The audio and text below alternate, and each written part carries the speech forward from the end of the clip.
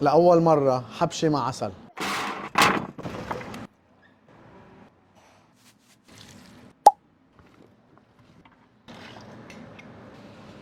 والعسل اليوم من جبل الشيخ. هيدا تالت نوع حبش بنعمله، الحبشة مع ليمون وعسل. وهلا على الفرن بدها تقريبا بين 6 و7 ساعات. والمنظر يلي كلنا ناطرينه. لا ما تقلي، في كتير حيفكروا انه خلصت بس هي ما خلصت. الصوص رح نطحنها تنحطها حدها.